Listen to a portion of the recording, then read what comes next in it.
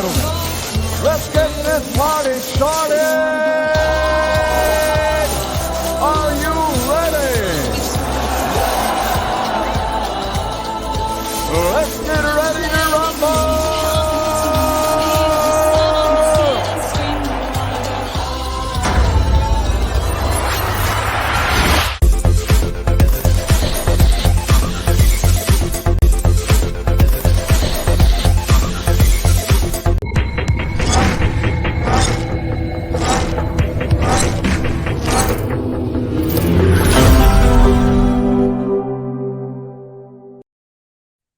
Hey everyone, welcome to Life After JW's live stream. And I'm super excited for today because we have an amazing panel of wonderful ladies.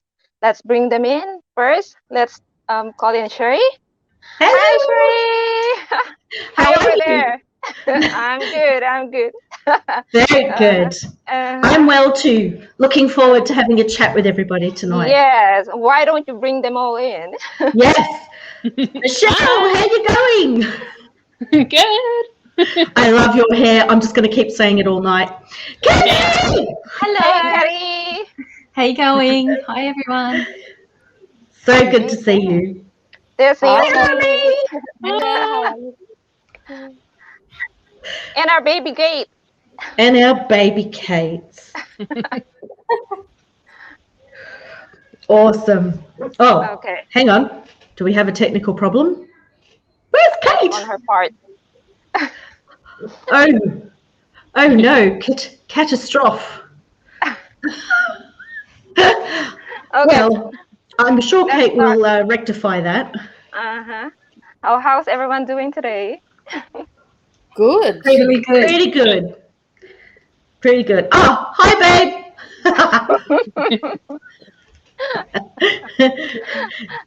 Okay. He's watching from home. Uh-huh. Hey, Sasha. Mhm. Well, it's very sunny here today. Maybe I can show you what Macau looks like. Wow. Nice. Yeah, it was raining earlier. Look, there's Oh, there's Kate. Kate now. Hi, Okay, we Kate. can start.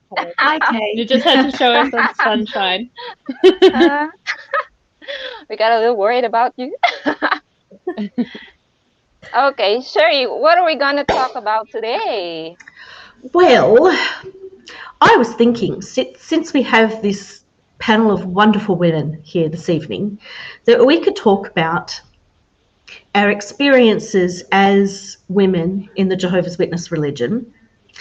And then ultimately, I would like to really get into your experience of coming out of the religion as a woman and how you now identify as a woman. Because as we all know, what a woman is, what the definition is, was prescribed to us by the organisation. We were told exactly who we were supposed to be, how we were supposed to behave. We were told what a woman was according to the lens of 8 men stuck in the 1950s. Anyhow, moving on from there,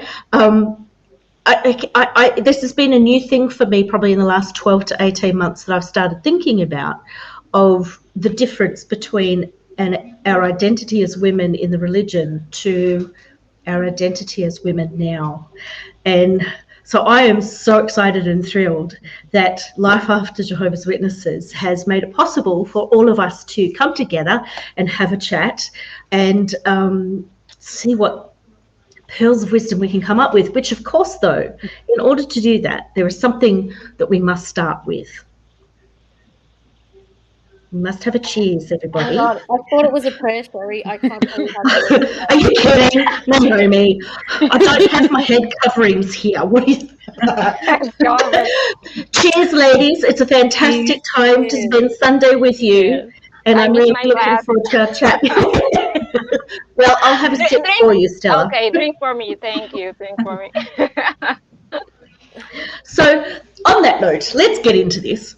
Yes. And we can also watch the chat too and see what anybody else has to say. If they've got any questions or thoughts, we'd love to hear them at the same time. So we'll sort of, because we're women, we can multitask and do more than one thing at a time.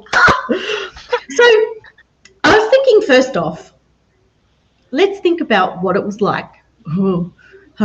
Trigger warnings for everything.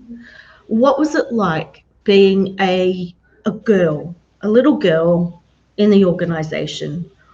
Your earliest childhood memories, going to school. I want to hear what that experience was for you as girls. Yes, I am saying that, Sasha. You bet I'm saying that. We agree. A prayer? That was so 2 minutes ago. So, ladies, who would like to share something about their childhood that is unique to the experience of Jehovah's Witness children? Who wants to start? I'm happy to go. No, go on, Kathy. Go, Kathy. Get it over with. No, well, it's the first time I've ever been on one of these, so a bit nervous. But I guess it was always that feeling of being different. So going to school, I knew that I was not to be friends with any of the children. They all had their play dates and participated in sports and things like that, and I knew that I wasn't allowed to do that. I just had to go to school and come home, and there was to be no sort of lag time in between. And I guess, that's made very clear to you right from the beginning.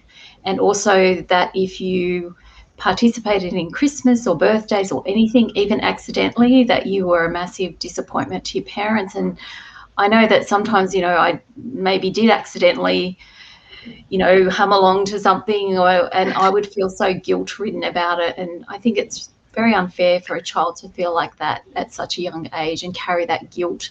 It starts right at the beginning. You hear it at the meetings, you know what's expected of you. So it's a lot of pressure. Yeah, I totally agree with that. Lots of pressure. Yeah. Naomi?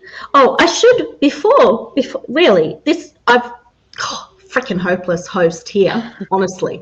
We haven't introduced ourselves and said where we're all from, which really we should have done right from the get-go. So my apologies to everybody in the audience. Nothing but professional here.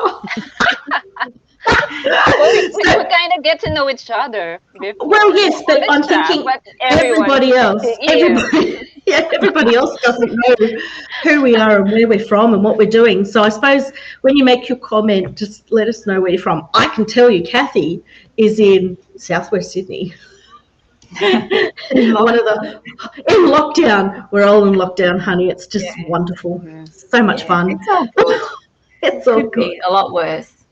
Yeah, so I'm Kathy. I'm from Sydney, and I disassociated last year in July.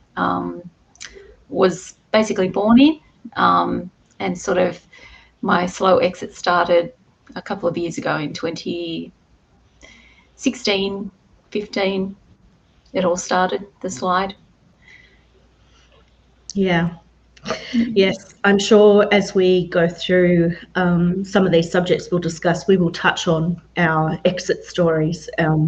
Kathy, you amaze me. You're an incredibly strong woman. So I'm so thrilled you're here with us this evening. Naomi, you are another Sydney sider. Would you like to just give us a real brief intro about you? And do you have any comment on what it was like for you as a girl? Yeah, sure. So I was also like Kathy. I was born in and sort of knew Kathy indirectly in my youth. So I was born in, but I left when I left when I was 21. Wow. So it was only 3 or 4. I'm only joking. It was over 20 years ago. Just a couple of months ago, right? Yeah. Uh-huh. So We're totally convinced. Thanks, Stella. I appreciate that. I tried to. Anyway, so it was a really long time ago for me that I left, but I had one of those experiences that were slightly, it took a little while to really deprogram, which I think it does take a while. It doesn't matter when you leave. I think it takes a while. So it has taken me a long time to get to the point where I feel really comfortable talking about it and, being out, if you like, which brings me to another thing. So I left because I was gay, or else that was the conclusion I came to. And so that's a pretty unsustainable situation in the religion if I wanted to pursue that. So I made that decision to pursue it. And with Kathy, you just talking about childhood, as you say that, I really do have visual memories of sitting on a separate table doing little non-generic cards rather than Christmas cards, and all these other activities that I'm sure was a pain in the ass for our teachers to try and think of something else for us to do. In the hallway, instead of in the always separated. Yeah, always separated for those things. But I really, for me, one of the things that was strange, and I'm sure you all have your experiences, but I was also a chubby kid, so I sort of felt a little bit, I don't know, kind of picked on for that. So then you kind of have this second layer of the whole being excluded for activities for being a Jehovah's Witness, and then I had a sort of third layer because I was quite tomboyish. So I didn't like the things that girls like. So it's like I just knew everything was ill-fitting to me, even as a child. Wearing dresses, I didn't feel that comfortable in. Just the whole thing, being quiet didn't suit me, as you'll discover. And I just found, there was not one part of myself that I felt was understood or accepted by either community, either at school or either in the. So I just felt like I was like this alien. Yeah. You're muted, Sherry. And Sorry. Sorry.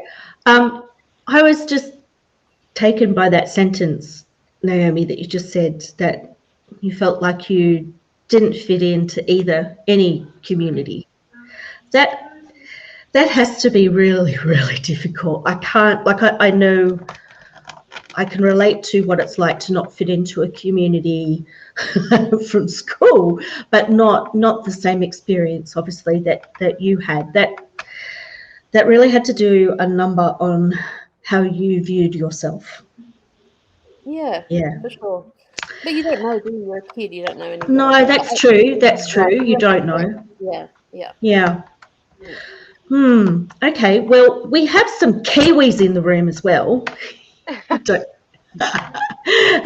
And we really want to hear from you girls. So, Michelle, tell us about you and what being a girl was like for you. So I'm Michelle. I'm from New Zealand, Auckland at the moment. And I also relate a lot to what Naomi was just saying, because I was not a thin child and I am not a thin adult. So I used to get called the BFG at school, which stood for Big Fat Giant instead of friendly. So I was like, oh, which is a bit stink. So again, didn't fit in at school on a couple of different layers. I had my mum, she started studying when I was 5 with the Witnesses. And so, I don't know, I could never shake the label of the daughter of the study. So, no matter what I did. So, I was still always kind of felt like an outsider in the congregation, no matter where I went.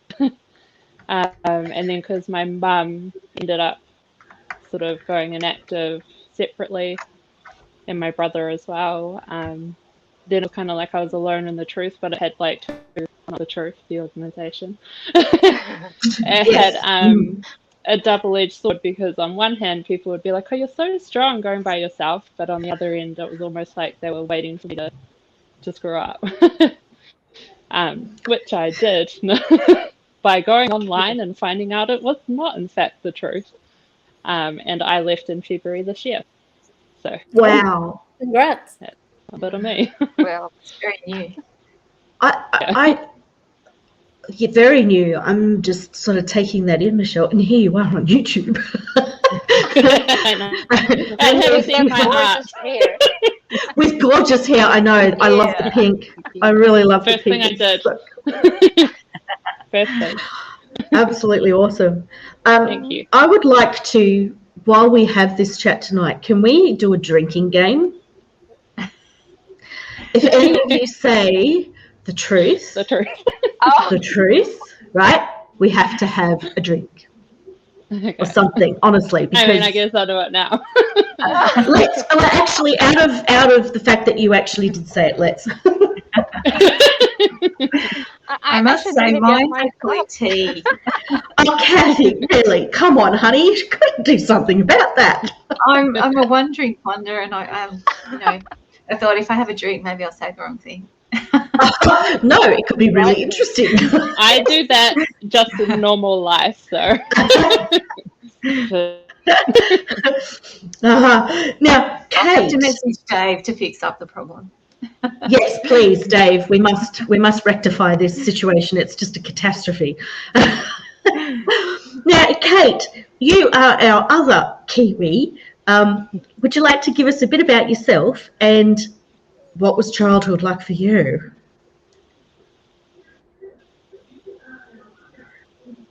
Oh no, we can hear you. I know, I had this same problem earlier, and my issue was that I had muted myself on my laptop.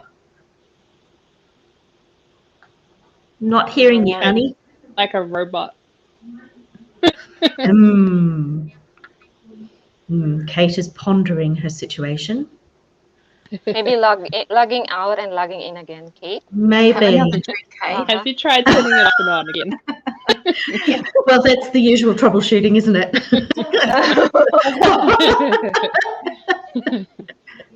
Kate is going to mime her story.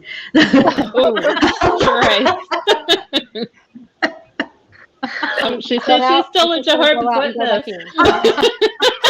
That's 2 drinks. That's true, you're right.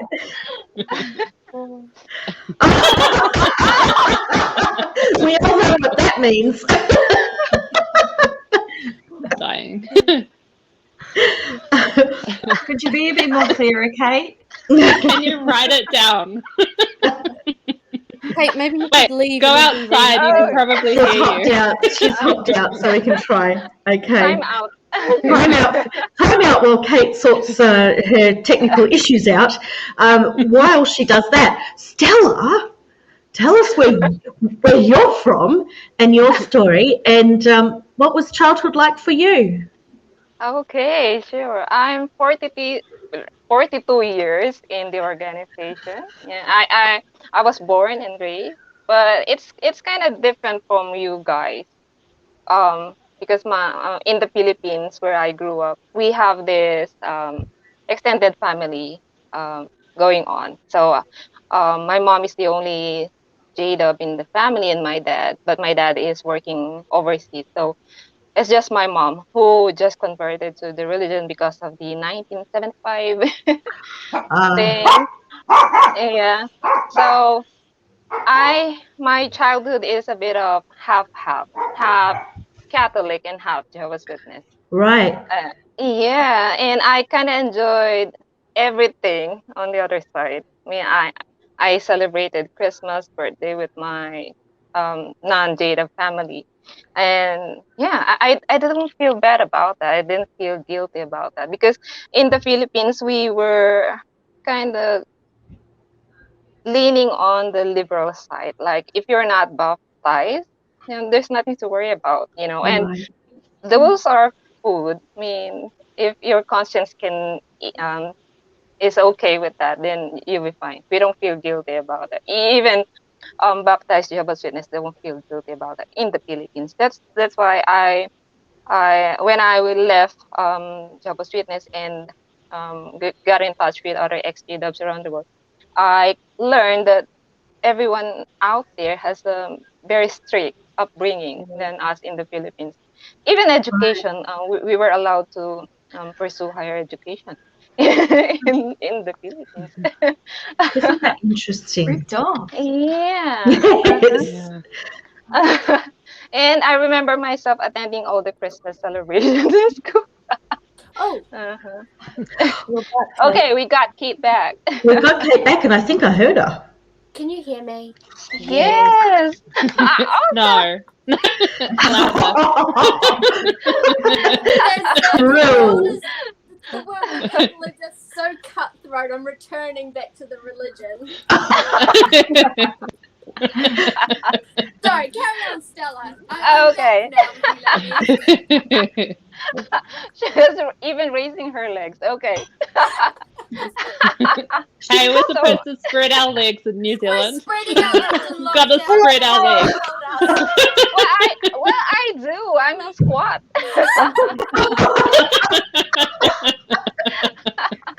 I don't think this is a pay by minute stream. This is not OnlyFans, ladies. Hey, we might get $2. Somebody said good morning. Okay. New Zealand Growing up dollars, as a Jehovah's Witness, yeah, but I still experienced that bullying at school, being different, and Right.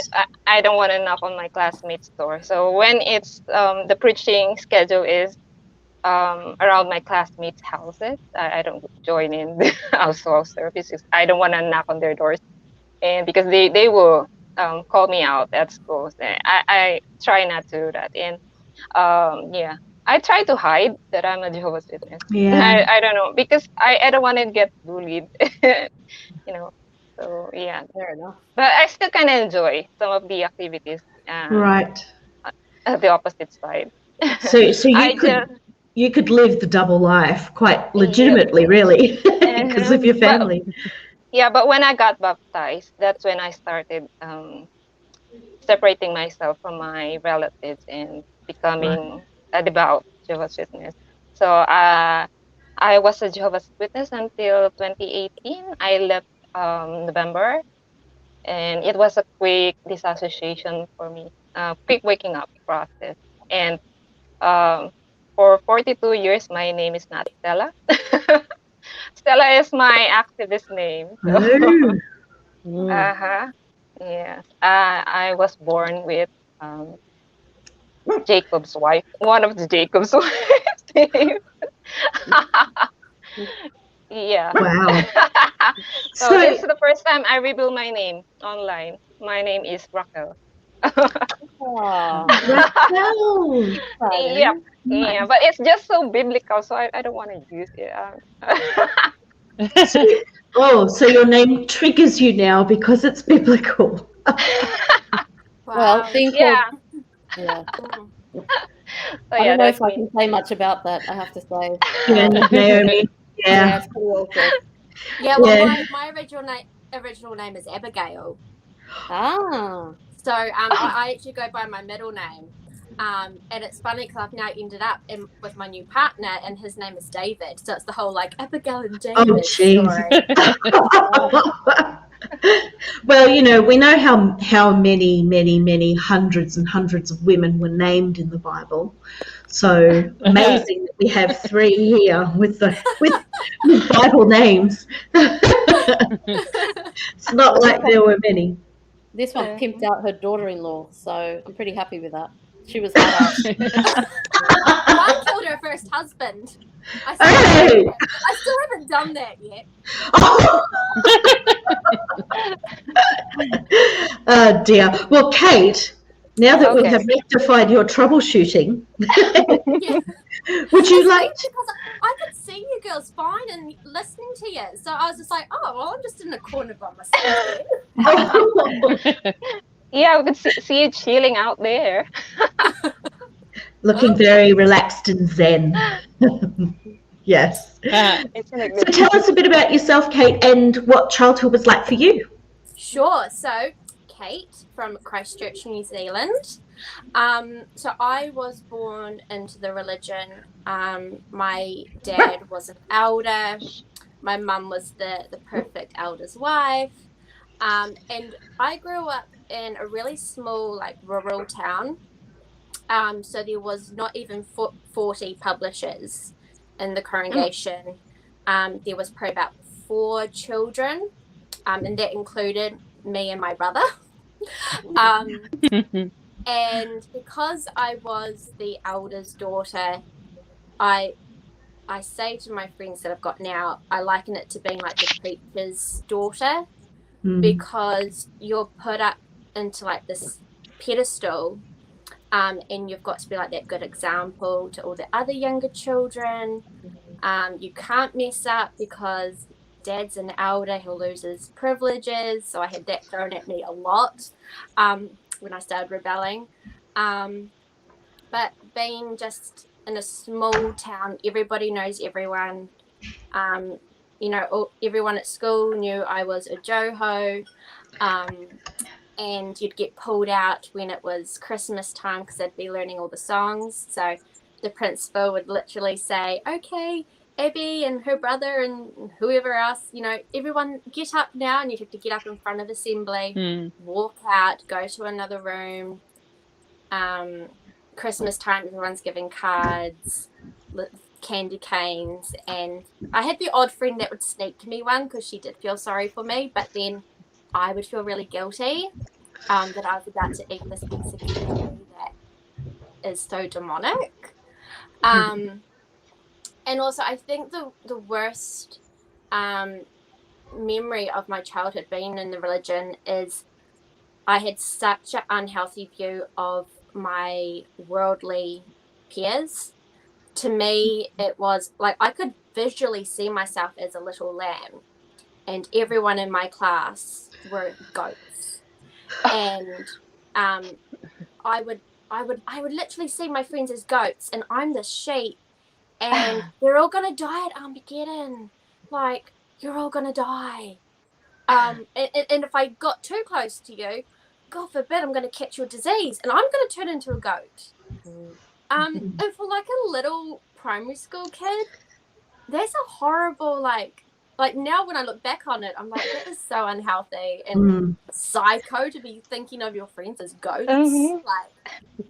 But it was so ingrained in me. Yeah. The messaging is just horrible when you look back as an adult and think about what we were told as children. Yeah. I think even so now, I was just going to say, it's even worse now with Sophia and Caleb. Kids are running around going, "You're Satan's friend." Yeah, and the video about the birthday cupcake, and gay people and the icing because you'll be celebrating. Yeah, and even simple childhood pleasures like an ice cream is problematic. That you have to constantly be thinking about what you can give to Jehovah to show him your devotion. It robs children of their childhoods, of just the simple pleasures of life, having fun and learning just about life, and they're just denied all of that, which is really quite tragic. I remember being like that real geeky Jehovah's Witness girl. That when you're in, sorry, I'm just reading the message.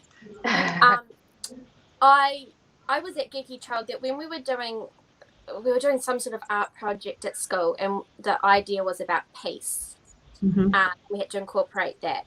So all my friends are doing like doves and love and all this stuff. I drew a picture of Jehovah with no face because you can tell his face. And this big huge picture of him with his like glowing yellow dress blowing in the wind. And my teacher comes over and she was so nice to me. Because to go up to a kid and be like, "Oh, what have you drawn?" "I've drawn God." We only believe in his government bringing peace. I wonder how many teachers we've traumatized. I was probably about 8 or 9 when I did that. Yeah. It's such an impressionable age at that time. I can remember when I was 9, so I was year 3, we were asked to do an assignment on what we wanted to do when we grow up, and we had to do a poster about it. And I took this question really seriously. Surprise, surprise. And because we had a circuit assembly around the same time of this assignment, I went to the circuit assembly with the thought in my head, or this question in my head of what am I going to do when I grow up? So when on the Saturday morning 2 regular pioneers were interviewed, and they told of their joy of bringing others into the religion. So that's religion, not truth, religion. But you just said truth then. Yeah, you said it now. Okay. If you insist. We got to use Dave. Thanks, Dave, for rectifying Kathy's situation. So I decide after listening to these two regular pioneers being interviewed that that's what I'm going to do. I'm going to be a regular pioneer when I leave school. And so I got this pale blue piece cardboard poster thingy, and I took an Enjoy Life Forever brochure, and I cut all the paradise pictures out of it, and I stuck it on this cardboard, and then I wrote things about God's kingdom and how I was going to preach about God's kingdom. And what was worse was when we did this poster thing, we actually had to, as a like little kids, we had to speak for about 3 to 5 minutes to the class about it. Yeah. And so there I stood at the front of the class telling them all how I was going to be a pioneer when I grew up. Oh, Terry, did you count your time when you did all that? sorry, did I? Count Your time. I should have counted my time, but I don't know if I did. I think I was too scared and nervous to think it And then through you that I could go could have done around at that. lunchtime and they're all return visits. Well, yes, and I mean, if I times it by how many kids there were in the class, you know, I could have got my hours straight then and there. Creative accounting. Oh my goodness. It does start young. Like, it is sad, like, to think about what that looks like from the outside. Like, it's definitely one thing to be in it, but then when you're watching that from the outside, it's pretty sad. Yeah, it would be. So I think too, the adult concepts as well that we were all grappling with, and like you standing up in front of the class and you drawing God, like the kids are probably just going, I don't even know what you're talking about. Like, we were trying to process these really adult concepts, like of even, you know, death and Armageddon, and it was so much pressure. I remember feeling that from a little child. Everything I did wrong, I couldn't sleep. I always have been a bad sleeper. And I really believe it stems from being a child and being so nervous and so stressed and so guilt-ridden all the time about everything I did. If I didn't tell my parents, and I'd think, well, Jehovah knows, and you go to the meeting and hear about it, and you just feel smaller and smaller and smaller. It was awful. That's true. Yeah. One thing I really remember visualizing, I'm quite a visual person, was what kind of persecution were they going to do to me that I couldn't possibly bear? And I would run those scenarios through my mind, and I'd think, well, if it's like intense burning, I don't think I could manage it. But if it was like being locked up in a cell or something, I think I could do that. And I kept thinking, what are some of the things that I think, I hope it happens that I'm trapped somewhere, because I think I can manage being trapped, but like don't inflict pain, because I don't think I've ever, like, these are weird thoughts. I had very similar. Similar. I was like, I don't think that anyone would be able to, like, I wouldn't be able to handle if people were pulling out my fingernails or, you know, things like that. Like, can it be a quick persecution and pain thing? Like, does it have to be a drawn out torture situation? And like, that's so messed up to think about that. So unhealthy. And our classmates are going, I want a Barbie for Christmas, and we're thinking, oh my God, someone's going to pull my fingernails out and make me say that I don't like Jehovah. Like, it's really messed up. It's any wonder we all need therapy when we leave, because there has been such repeated trauma over a long period of time. That's what complex post-traumatic stress disorder is. It's just this constant, continual trauma. And from different directions. Correct, yeah. And some of it is, well, it's not self-inflicted. I don't want to use that word, but because of the indoctrination that we all had as children, these thoughts, you know, in the innocence of childhood, you've taken it seriously because we trust those people who are older than us, and then we repeat those messages. And as children are very imaginative, you know, you suddenly imagining situations where you're trapped in a room versus having your fingernails pulled out. I mean, either way, it's extremely traumatic and unhealthy and harmful. I remember thinking, like, I was... Go ahead, Michelle. I was just going to say, I remember thinking, like, I'm going to be so bad at, like, if I was trapped in a cell by myself, because I can't remember any scriptures by heart, or I can't remember any songs. I wouldn't be able to do it. Like, I'm such a bad witness. So, yeah. Sorry. It's just so wrong. But that, I mean, that in itself, you're judging yourself throughout that scenario and already self-defeating, telling yourself that you're Yeah. going to fail. That's just, Mhm. Stella, you were going to say something. Oh yeah, I was gonna say they rub up of us of our childhood. I think Yeah. we didn't really enjoy being children or being kids. I mean, we were forced into adulthood even at a young age. Yeah, that's a really true comment, Stella. I think so. I I think too though that like even though we were told to like grow up in a way quickly, we were also very immature. mm, Like when I left home at 18, I wasn't a typical 18-year-old to the world's standard. I was still very immature. So it's like we're mature in some Naive. aspects, but in other aspects, so behind the normal Mhm, everyday mhm. person. yeah, Absolutely. Yeah. Absolutely Even agree. now, like leaving at 35, I'm like, I feel like I'm a kid, like that I Yeah. don't know things that I should know. yeah. Yeah. Yeah. So I want to start to get into that. Like we've talked about being children, and some of the horrible things that we've had to endure. So this next question may not be relevant to all of us on the panel, but depending on the time that we left. But I'd like to hear from those that were in when they got married. Perhaps they had children. What was it like? What was your experience like living the JW woman life, Kathy? Mm. Well, I married a wonderful man, so I did not have the standard JW husband. We look sounds very cliche, but I really think we fell in love when we were about 10 years old, and Yeah. we did, and we got married really young, and that's never the whole submission, head of the house.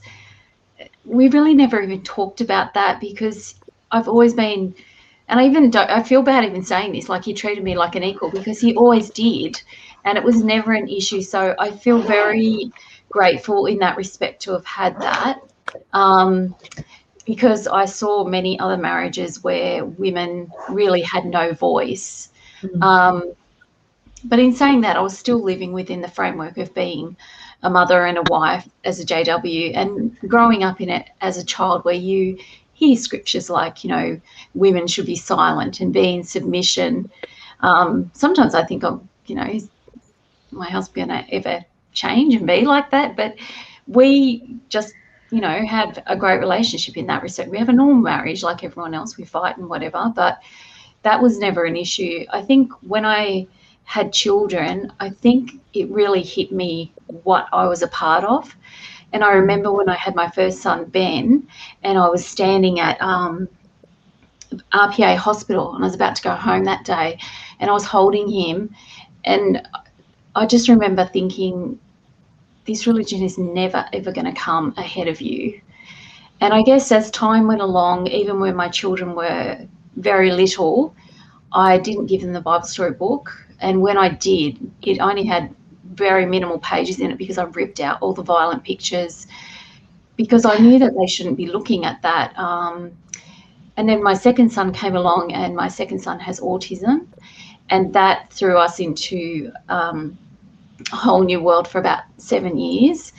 And I think the pressure was enormous at that stage because he was nonverbal till he was 7.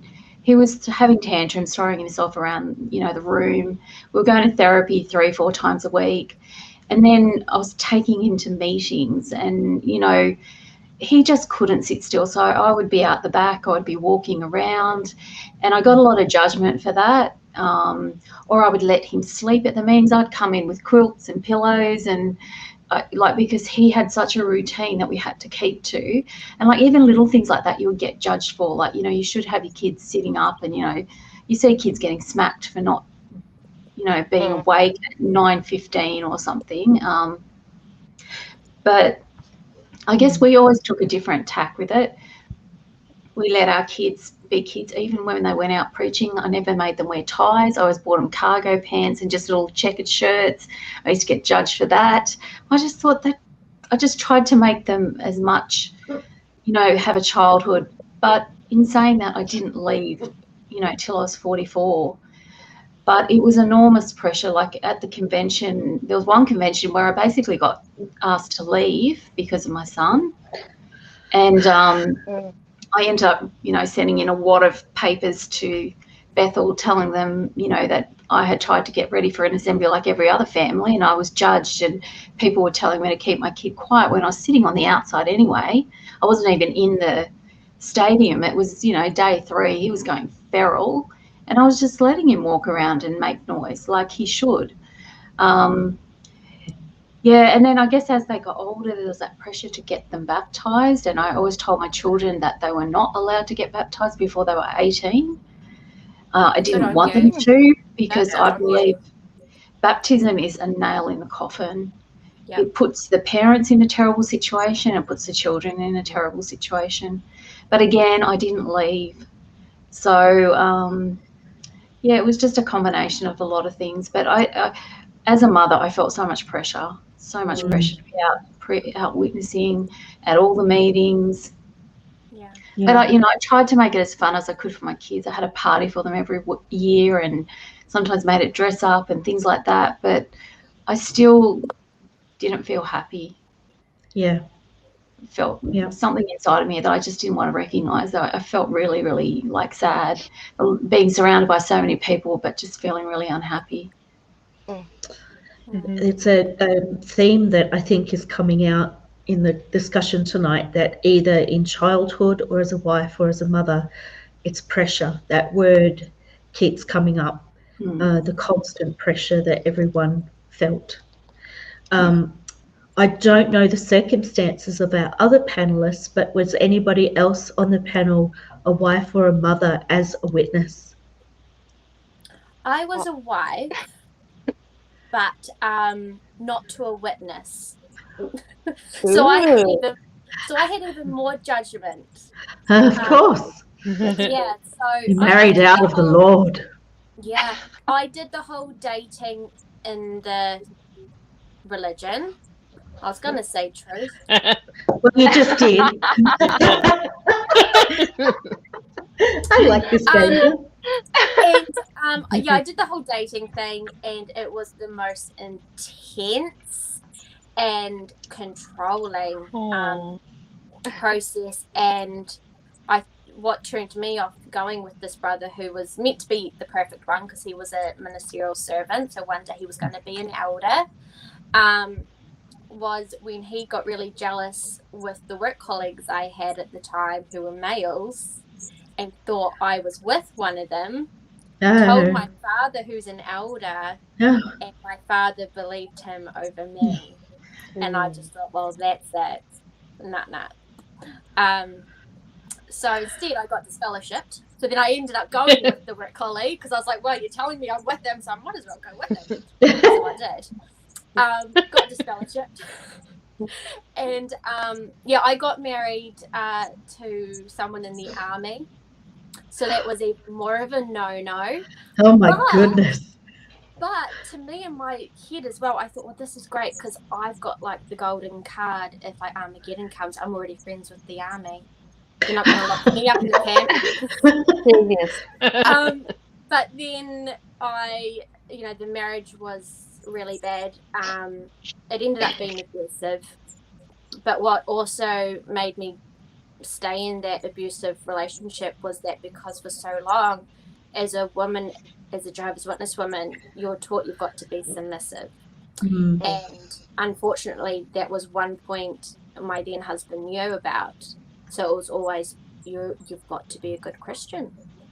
I'm going to tell the brothers that you're not being a good Christian because you're not listening to me or you're not obeying me.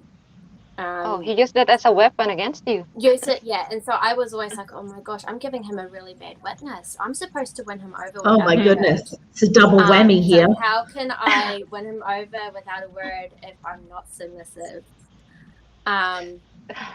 So that was so I would tell the brothers that this is my marriage. I've got 2 young children that are seeing really, really bad things in the home.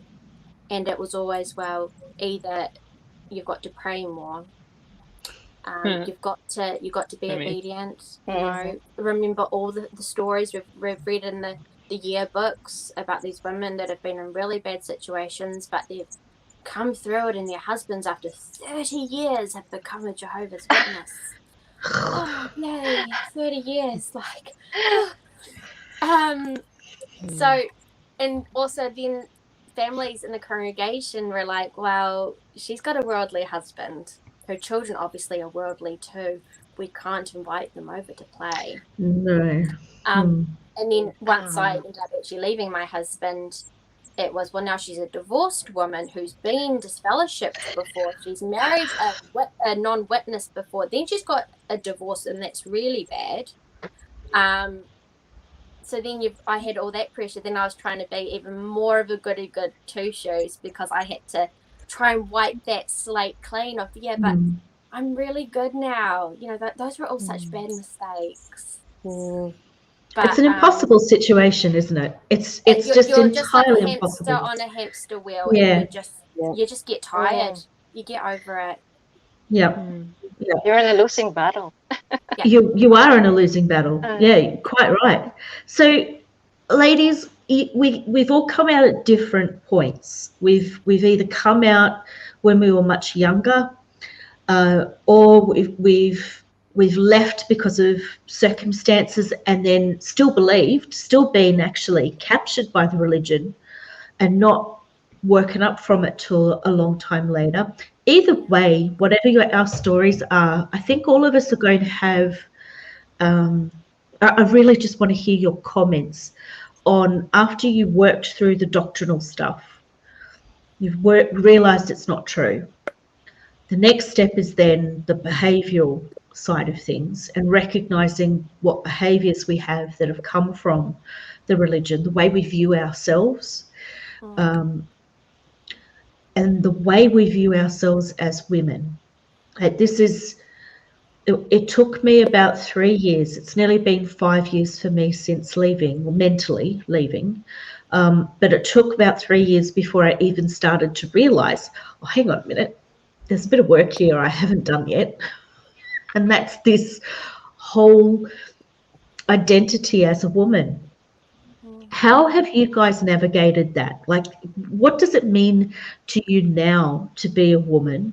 What have you found helpful in shaking those horrible messages, you know, the submissive wife and all of the things that we were told? How have you sort of carved out being a woman for yourself now? I want to hear. Who wants to go first? Okay, I'll speak first. Okay. When I left back in 2018, I was trying to justify the two witness rule, but yeah, you cannot. I can't. So once I figured out that the Bible ain't the Word of God, I jump into another learning. I dive into biology, cosmology, everything that goes with learning about our past, and I figured out that I don't need to follow anything what the Bible says. So ditch them all. So I really ditched them all. It's just like that. It's like taking off clothes. Yeah, but still some of my traits of being a Jada, being raised, and being a wife, is still stuck in me. I guess it's gonna be hard to get rid of all of them, but majority, I think, I've discarded a lot, because when I was still married to my Jada husband, or he was an elder and an ex-Bethelite, so he was kind of you know, treating me so low, you know. But yeah, but since he was not contributing financially, I took over the job of being this sole financial provider of the family. So it was easy for me to stand up on my own, be independent. So when I separated from him, I was kind of soft shunned by the congregation because I was a bad association. Um, but I learned a lot from that. If I can leave him, I can also leave my religion. So that's it. So yeah, even though I experienced the shunning at that time, and so it's no longer a big deal for me if I'm gonna be shunned if I leave. So I at the time I already learned how to stand up on my own, be independent, not relying. So kind of helped me. But yeah, my children were raised as Jehovah's Witnesses as well, but none of them got baptized. So my living was so easy. So and Easier than it could have otherwise been. yeah, because if they're all, I mean, if they were baptized, and I will be torn into living because they're gonna shun me, and that's gonna be hard for me. Yeah. But since two of them left before I left, that was easy, and the one was on the way to getting baptized. But I left, and she after a month after leaving, she also left the stop attending, stop preaching, everything. So that was yeah, that was I appreciate that because if not, Yeah. yeah, that my living would be hard and my transition would be hard. But yeah, but since my story as a wife and taking um, independence, um, learning independence, it was easy for me navigating the world, and I just have to just keep on shedding what I used to be. But Yeah. yeah, like I said, most of the traits I already took them all down. So I'm just continuing on the path of moving forward. So that's You it. you sound like you have a lot of internal strength. I mean, to have had the courage to leave a marriage, knowing what you are taught as witnesses, that in itself shows incredible resilience on your part. So I can understand why you're saying that then to leave the religion after that. You'd already done the really hard thing. Yeah. Yeah, and moved on from there. That's awesome. And I'm so glad to hear that your kids didn't get baptized and are there with you. That's fantastic. Yeah. And I got that same experience from Kate when I was told that my reason for leaving my husband is not really that big deal because some other sisters are, they on the point of getting killed by their own husband, but yet they still remain in the marriage because they want to save their husbands. They want to turn them into Jehovah's Witnesses as well, so they were stuck. But I told the circuit overseer who told me that I'm not that stupid. So I told Good on you. Good on yeah, you. because he was invalidating my reason. So I'm not gonna take that. So I usually speak up my mind, even though when I was a JDub. So Love it. Fantastic. Speaking my mind is something I've had to learn to do. That may surprise everybody. Sasha, don't you dare say anything. Ready for the comments to come through now. You just watch. Something is going to come up. He will not be able to resist that. He won't be able to resist it. Oh, geez. he's already typing. He will be. The three little dots are going. Naomi, you were going to say something too. Just I suppose my experience of being a woman was a bit weird in that initially I didn't know I was gay. I actually thought I was trans. I thought I was trans because I felt that I was a man, because what I wanted, what I enjoyed, the way I felt I saw people being treated. I wanted all that, and I didn't understand why it wasn't that way for me. And so Sasha's saying the right things right now. Yeah. Good. A submissive husband. I like that. That's funny. So one of the biggest things that got me really depressed before I left was that I just thought, hang on, so if this is a biological problem, which of course we love a medical issue as Jehovah's Witnesses, so I felt like, oh, this is medical. If it's medical, I can explain it to my mum somehow, because the whole thing is a bit a nightmare. But if I say there's something actually wrong with me, which is how I felt, I could tell her this is not my fault. I was kind of born this way. But of course, when you follow that thought through, you get to, I was born this way. Mum will feel guilt for making me born this way, if that's the case. But actually, then God made me this way. So God went ahead and made me this way. And then he said, the way I feel is wrong, evil, whatever you want. And then I was like, this is really, really a shitty situation for me, because I cannot imagine marrying. I've never been attracted to a man. And Jehovah's Witness men, I mean, luckily, Kathy and Sherry, you ended up with some good ones. But I would say across the board, not that great, the ones that stay. And so I hear ya. I hear ya. Oh, the standard is very low. And then also, I was not attracted. That's really the main point. So I had no attraction to them. So then I was like, okay, I'm going to have to be like these spinsters in the congregation that just never get married and just pioneer. And I thought this was my life. And I didn't last very long, embarrassingly. In that scenario, I think I lasted about 3 years. There's a weird sound. Is there a weird sound? There is a weird sound. I'm not quite sure where it's coming from. Yeah. All right. It's gone now. It's gone. So for me, the question of being a woman has always been a bit weird.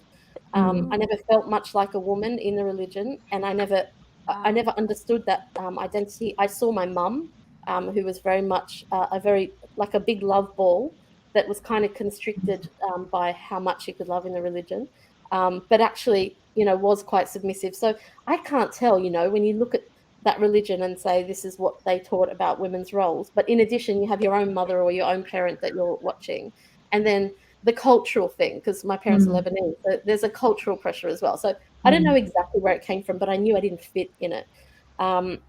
So I suppose, I don't know if I'm answering your question, Sherry, but ultimately, I have increasingly felt more and more myself over time, and that didn't happen immediately. And there's still a sense of me that I can recognize throughout my childhood, but certainly being free of like being able to speak up, being able to.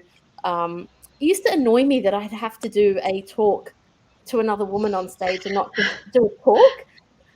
I think that's what drew me to comedy and performing in the end. I was like, I want to talk. Like, I don't want to just have a conversation. I like having conversations, but I don't. Anyway, the point is, I wanted those things, and I think that confused me. And I thought I wanted to be a man, because that religion was so great if you're a man, in a way. That was so much better if you're a man. So then I think it made me want to be a man, as opposed to. Anyway, that's very confusing. But ultimately, I know I'm not trans. I think that experience is much more difficult than what I was imagining. You were just confused, and you didn't have that support and That's that understanding. Yeah. And then it was so easy in the end. It was just. Were you told that it was like it was going to be your trial to like see how faithful you are? Like, did you get that whole feel, or? I guess there was some trying to sort of calm me back down again. But because they saw that I was so depressed, like I properly didn't want to leave the house. It kind of got to a point where, and I suppose I got to a point where I thought it would be better to die now and try and survive Armageddon. Yeah. No, but just that thought process, like try and survive Armageddon was not going to be possible for me. But if I died, I could be resurrected, and then I could have. Oh, we've all had that thought. So it made so much sense, but obviously it's so sad, like to have to get to that point.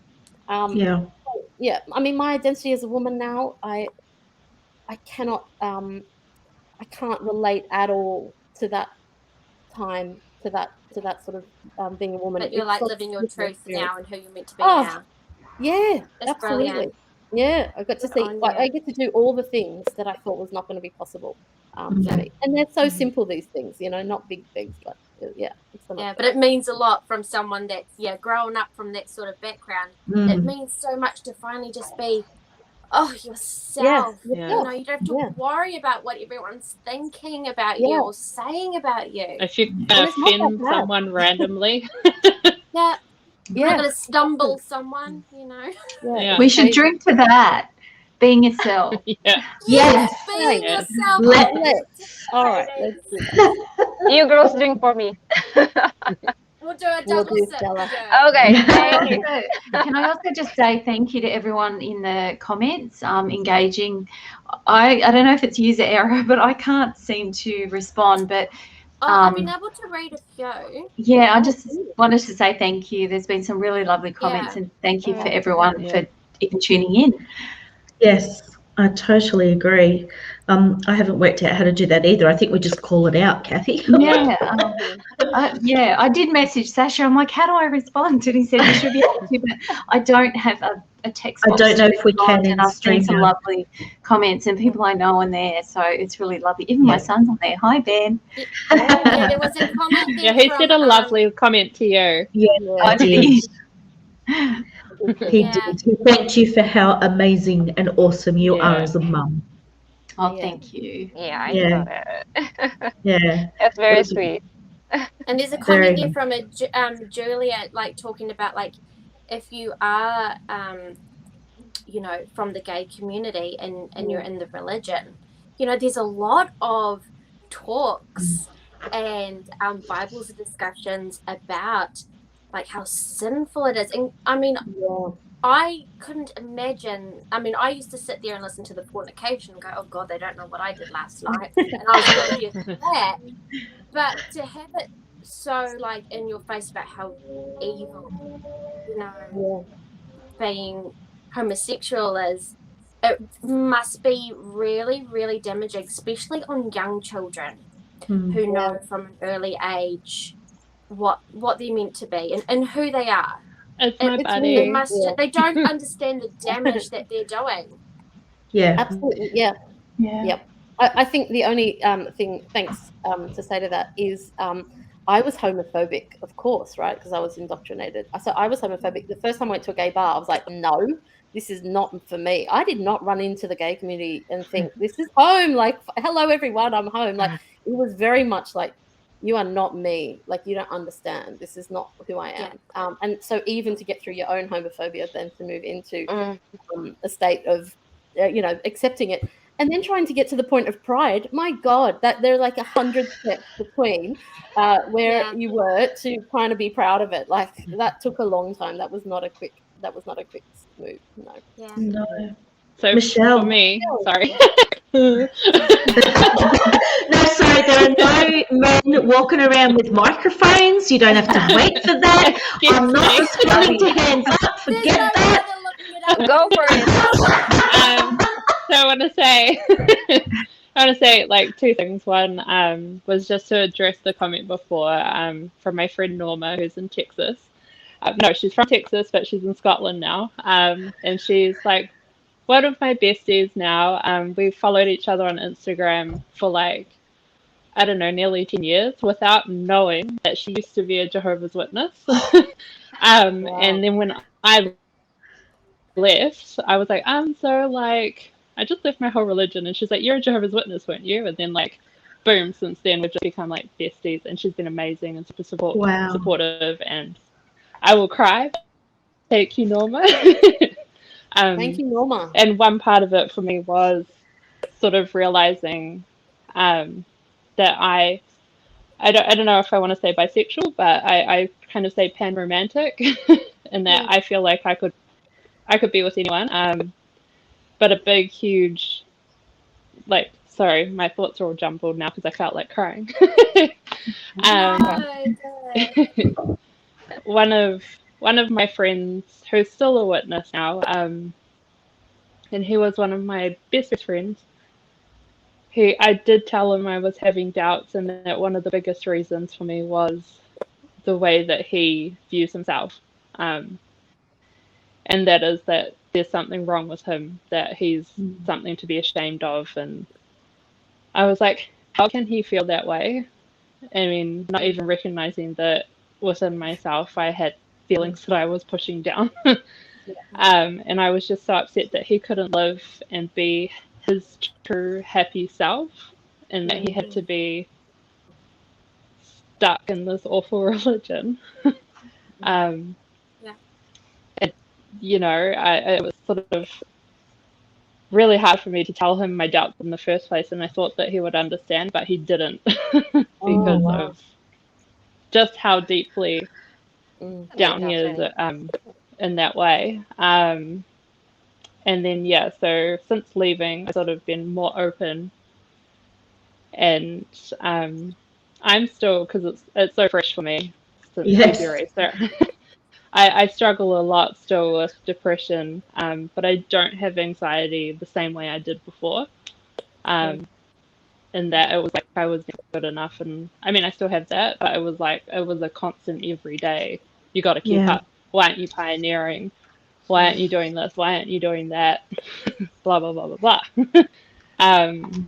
And so my biggest thing, I guess, is being able to do my art, and a lot of that is controversial according to the JW grapevine, but I still have one grape on. I've got one friend that is one grape on the grapevine. I love it. A raisin.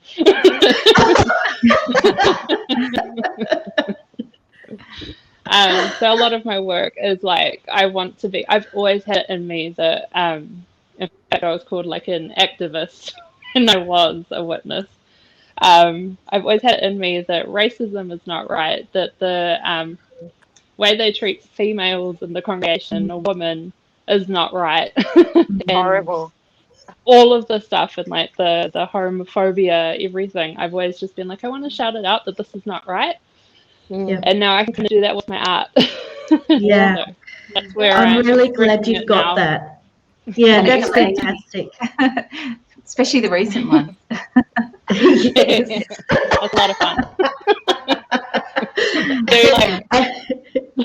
How can we find your art, Michelle? You must say how we can find your art so everybody else can enjoy that. Okay. So it's at McAwesome Art on Instagram. So McAwsumart on Instagram.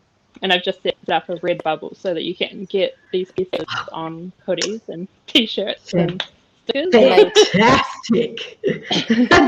Everyone, get yourself a shirt. Yes, please. I need to pay rent. But I imagine that'd be really cathartic for you, though, being able to use art in a way to help you heal. I've heard that from others that have amazing talent artistically. I'm thinking of an amazing artist in Western Australia, Sarah Richards Hall. She does, my goodness, her work is just incredible. I'll have to have a look.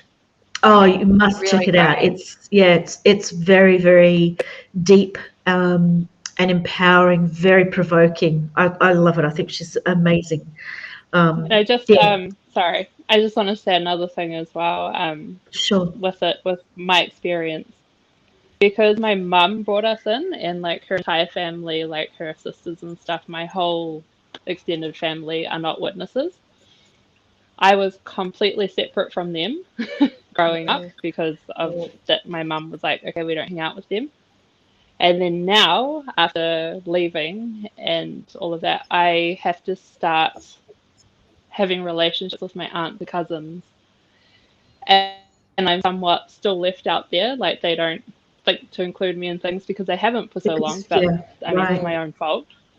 And then no, it's not your fault, Michelle. Sorry to cut you off, but that's not your fault. I didn't mean it that way. Yeah, I didn't mean it that way. Sorry. We will not let you fix that. My mum and I don't have a good relationship, so I'm kind of like, when I left an entire thriving social network and viewed my friends as my family. Yeah. And I had to start again completely this year, and the only reason I've been able to do it, I think, is because of the lockdown we had last year, and I got comfortable being by myself. I was a bit suicidal and got to go to therapy for 4 free sessions through the New Zealand government healthcare system thing. And even telling someone about that, like I told one sister in the congregation, and she was like, "Why haven't you just prayed about it and looked at your personal study? And typical. why are you going?" And I was like, if I had not gone to therapy, I don't think, even just for those 4 sessions, I don't think I would have had the strength to leave after realizing it wasn't the truth in October last year and then leaving in February. So Mhm. a big Good on thing you. that they need. Well done. Well done. Good on you, Professional Michelle. Yeah. help. Yeah. And Thank you know what, you. Michelle? But You said something. You said, I'm leaving behind a group of friends that were like family. And weirdly, that's what you're heading to as well. So that was Yes. what I couldn't imagine for Yeah. myself then. I thought, hang on, all these people, I'm quite social butterfly. Like my whole social network's gone. Mm, So mm, what happens is you just build that with a whole new group of people, and those people, they don't operate at a kind of inauthentic level where you have to pretend to be happy yes. and all this shit. And they actually know you, they see when you're down, they actually help you, and they will be genuine friends, and they will be a network of your choosing. And that honestly, I couldn't imagine it when it was happening, but now I can tell you that it'll be so much better, that network that you end up with. Yeah. Because it'll be real, Yeah. it'll be real. Yeah. But Yeah. anyway, Yeah, that and group is I great. get that too. Like you do when you're thinking of leaving, or you know you're about to get disfellowshipped, that daunting, you're leaving your family, your really strong friendship circle, which is so scary. But then you end up realizing, well, if they really were such close friends like family, and they know how rotten I'm feeling about myself right now, but they're still happy to turn their back on me because they love me, and that's going to make us come back. True. That was a big eye opener for me, because then I could see who really my real friends were, and who was still with me when I was going through, like, because I've gone through a lot of crap since leaving and getting disfellowshipped. Not to do with being disfellowshipped, but just, with life's trials. Life is shit. And it was just ridiculous. It was like, that now is the time that I need this family and close friends. But instead, with the trials I was facing, it was, well, you just need to be by yourself with God. Just be by yourself with God. And I just sorry, but you Kate. you find out who your good, true friends are, and that's just who you latch to. And it's amazing the people that come out of the woodwork, and they've just got your back the whole time. Yeah. I do like being vocal about leaving as well, because in that process I found about, I don't know, 10 or so other I thought were witnesses but weren't and have left or just left. And we've got like a little group there, and it's great to sort of encourage each other and find each other as well. So And in it's Auckland, really sorry. hard. It is really hard to leave. Like, I'm sure all of us, when we left, it really, when I left, I had nothing. I had not one friend. I just knew I had to go because it wasn't the truth, and I just couldn't stand that any longer. Hang on, but you said the truth. Yeah. Oh! But I think another thing that the religion steals from you is the ability to trust yourself. Yes. So you are told not to trust your heart. And I know when I look back in hindsight, for 44 years, my heart and my gut were telling me to get the hell out of there. But I just kept hearing your heart is treacherous, and you're always in your head, just sort of saying back JW sayings and scriptures and following like a robot, when your heart and your gut are screaming at you to follow, your instincts. So I think that's been a really big thing for me, leaving, is to, when I'm in a situation, is to listen to my heart and listen to my instincts, because they're right, and to follow them.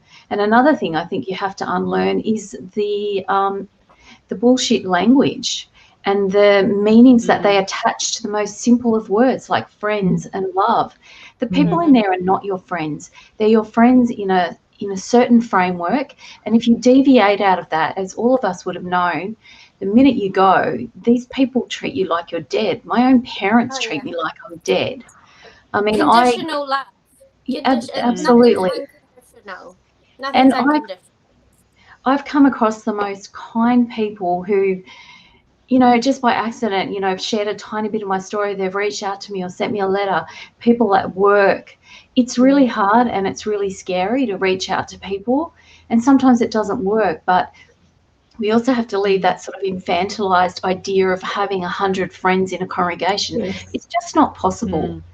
People end up with a couple of really good friends in their lives. I think we've been conditioned to think that we've got this worldwide brotherhood of, you know, friends. They're not your friends at all. As long as you share the same beliefs, you dress the same, you act the same, you talk the same, they're your friends. But I mean, that means a world of robots, and who wants that? Nobody. Oh yeah. And I think like you were saying, when you've got to talk the same and act the same, then you're being fake.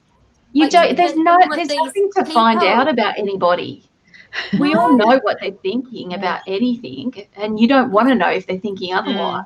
Exactly. So, you know, I used to have all the parties at my house. You know, we'd do a lamb on a spit, and I'd be cleaning up afterwards, and I'd feel really lonely. And I think I've just been with 100 people playing volleyball and laughing and dancing, and I was dying to have a conversation with someone that wasn't about being a pioneer or Yeah. And I think another thing that we all suffer from is perfectionism, because when you're in your religion, if you do something wrong, it's actually catastrophic. Yes. Whereas, you know, now I'm finding at work and things like that, you do something wrong, people are like, whatever, move on, you know. And you're just like, what? You know, you're just waiting to be punished or something. Like, so it's unlearning all of that, the language, perfectionism, lots of little things that sort of catch you every now and then.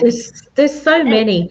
I'm aware, ladies, of the time, and that we're probably going to tie this up in about 9-10 minutes or so. I think that we need a session too. Yeah, definitely. I think so. Shane has generously offered that we can do that, and I certainly think there's a lot more that we can talk about. And I noticed that there has been a lot of questions and comments, some of the questions we've not yet got to, so I think there's certainly scope for another session. But I wanted to just call out something about, don't you hate it when you have a thought in your head and then it just goes right through and you're like, damn it, what was that again? It was about... Sherry, you know we're not supposed to think. That's right. There's my problem, Michelle. Oh, it's come back. in her brain. About not conditional love, but about shunning and it being an expression of love. Can I just call that out as utter bullshit? Absolutely. It's not got anything to do with love. What it all has to do with is fear. Fear of repercussions. Fear of, if I speak to my family member, then I'm going to be in trouble. That's what it's all about. It's about each of these, our family members being in such fear that they will get repercussions, they will get chastised, they will get disciplined, they could get disfellowshipped for having anything to do with their disfellowshipped family. It has absolutely nothing to do with any expression of love.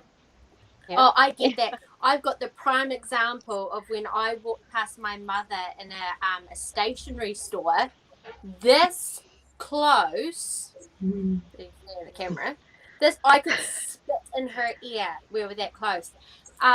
And I looked at her and she looked away. It's so childish. I haven't seen you in months. And you couldn't just give me that smile of, it's okay. And then I found out that she would actually drive and sit outside my house. How sick is that? I think it's sad though. It's toxic. I think that's so. It is tragic. It is tragedy. The pressure they're under as well. Oh, we Yeah. could do a whole session on Yeah. that topic. Yeah. Well, I got a different experience with that. My brother, who is an elder, well, he knows that I left the religion, but his wife shuns me totally. But whenever his wife is not around, he will have a conversation with me. Good on him. Yeah. My dad also talks to me, so I'm not really that shunned. My mom talks to me. Yeah. So my dad is an elder, by the way. My brother is also an Wow. elder. But Incredible. whenever his wife is not around, he will have this short chat with me. But I appreciate that. At least he still recognizes me as his sister. It's not really a hard for me. Yeah. But only in the absence of his wife, he will do that. Do most My people parents here shunned have me their way parents before talking they to had them? to. Sorry, Kate, you go. So, do most of you women have your parents that are still talking to you, or are you all shunned as well?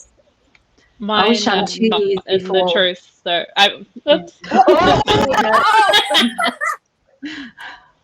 Kate, my mother. Sorry, my real dad, lucky- passed away a while ago, and my mum, because she became inactive maybe 15 years ago. So I'm in a weird situation where I'm the one for a boundary, not talking to my mum for my mental health. So I'm on sort of a Good for you. weird opposite side. That's fair enough. That's fair enough. And what about yourself, Naomi? I've been very lucky. My mum never did stop. I mean, there's always been it's distant, and I did the thing of moving away from the country, so it made it a bit easier for that distance to be explained. My dad didn't talk to me for over 20 years, and honestly, during this last lockdown, I think he's losing his marbles, and that's the only explanation, but he has just started talking to me for no reason. So I'm grateful for that, because I just want civility. I don't want a proper, long, big, full, deep relationship. I didn't really ever have that. So this is talking, just like be able to come into the house, drop stuff off. Like, it's lockdown. It's a weird time. Just to have that has been better. But I swear he's forgotten why he stopped talking to me. So that's great. That's good. Yep. Take advantage of that. No, Oh, yeah. Yeah. It's hard. It's hard. For sure. Yeah, it is. The only thing I can say to that is I do have friends who also have broken relationships. Like, it's kind of like we have this thing that's happened, but it happens to other people as well. And that doesn't make it any easier, but it just reassures me that it's not just us, like that are kind of going through it. I would like to say something.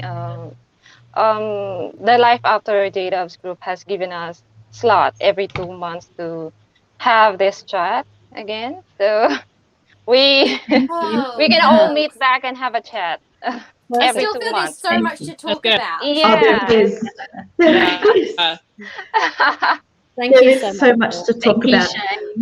I would like to also just let everybody know that this subject of the issues that women face in patriarchal religions and coming out of that, and the grapple that we have in identifying ourselves as women, is a topic that's being discussed elsewhere as well. Hang on, who did we lose? We've lost someone. We just lost Katie.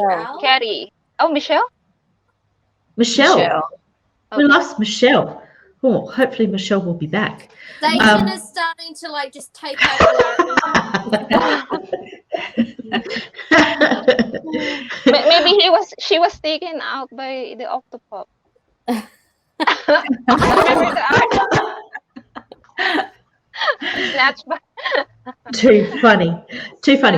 But I just thought I'd let everybody know that Recovering from Religion, who does a lot of work in helping people as well with giving support groups, not just for Jehovah's Witnesses. Oh, Michelle's back! Yay! I don't know what happened.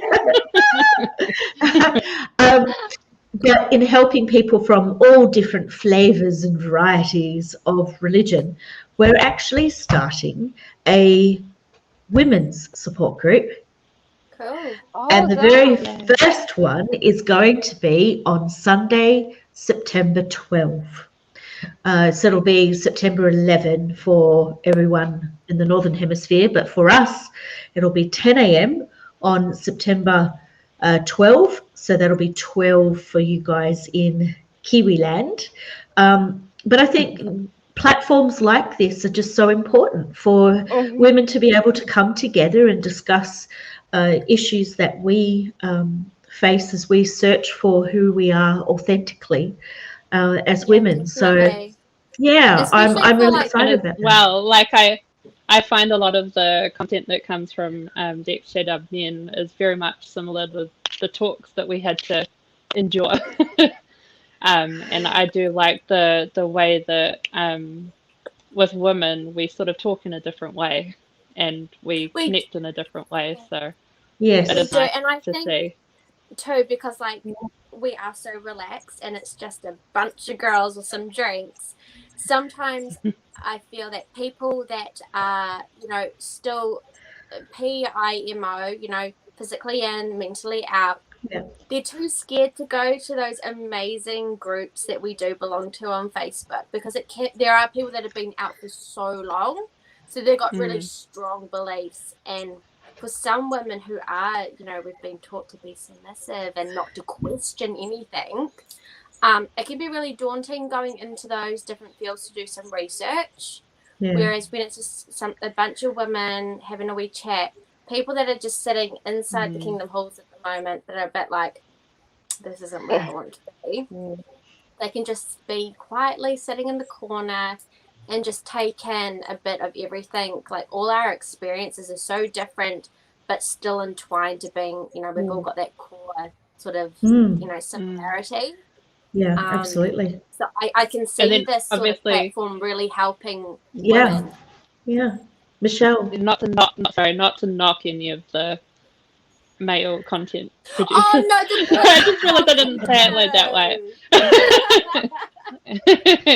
No, not at yeah. all. But I think a platform or a way for women to come together and share their experiences and talk is really important, because for myself, I find it incredibly triggering if I am trying to express a point of view or something that I'm feeling and a male voice takes over. That really triggers me. Or it triggers me if people have a different view than my husband and then treat me the same way they treat Sasha, as if we're part and parcel. That triggers me enormously as well. And I'm aware of that. I'm learning my way through being able to speak in my own voice, and I'm very fortunate. Like, I mean, Sasha's fantastic. He's learned so much in the last few years about allowing me space to talk, and we treat each other completely as equals. So you know, it's really awesome to have that kind of relationship. But I see it outside of our marriage, that sometimes we can be lumped in together. So that, I mean, goodness me, there's so much to talk about there. Oh, there's so much to talk about. Like, this is going to have a part 2, a part 3, a part 4. Yeah, It's going to be ongoing. Well, yeah, I'm up And for it. just connecting with all of you is empowering for me. Yeah, Yeah. Yeah, for sure. I think And one everyone thing- that's joined us, it's amazing. Yeah. yeah. One thing I noticed about me, both my brothers left as well. I left with my heart, and they left with their heads. And I couldn't give a shit about the doctrine at that time or now. I just don't care. I've never cared to look up what's right or what's wrong. It's never been a thing. It doesn't matter. With my heart. Yeah. And then because my heart wasn't in it and I didn't understand it from my heart's perspective, that's what drove me to leave. I think women are a lot, not in general, I know everyone's different, but you know, someone could have talked to me about the Daniel prophecy until the cows come home. I wouldn't have left the religion. Talk to me about why people are treated, you know, a certain way, and you tap into my heart, tap into empathy. Now we can talk. Like that shifted me. So I think there is a different way of communicating and understanding things that is different. Otherwise, it's right. It's generational too. Like with my son, it's all science and things like that. But with me, it was the doctrine, and it was also hypocrisy and child abuse, and that just horrified me. Yeah. So I think it's generational, and like you say, leaving with your heart and your head, and it's really interesting people's exit out, the journey they take. Yeah. True. Yeah. We should talk about that next time as well. Yeah. How each of us left. I have got stuff to add to that topic about child abuse. Like, Oh, dear, oh Lots dear. of stories. And thank big shout out to Sasha as well, who's been putting all the comments across. Cheerleader. And moderating it. Active, hasn't he? He's We open should to really- suggestions. Well, okay, well, somebody needs a foot massage later tonight. Thank you, Kate. We'll follow up on that. We'll follow up on that. Well, guys, I've had an absolute. We could all have a gift. I don't mind. It's been an absolute blast talking to you all, guys. I've absolutely loved it. And thank you to Shane for allowing us to have a platform on Life After Jehovah's Witnesses so that we could have a bit of a chat and a discussion. And as Stella said, we'll be back for another installment. So yeah, hold out for I know I did that. We would like to thank everyone who are watching and who gave comments. If you have any further comments or questions, just put them up and we will have a conversation on the next 2 months. So just keep them coming and we'll deal with them later. So fantastic. In the meantime, everybody stay safe. And thank you everyone. Bye. Bye.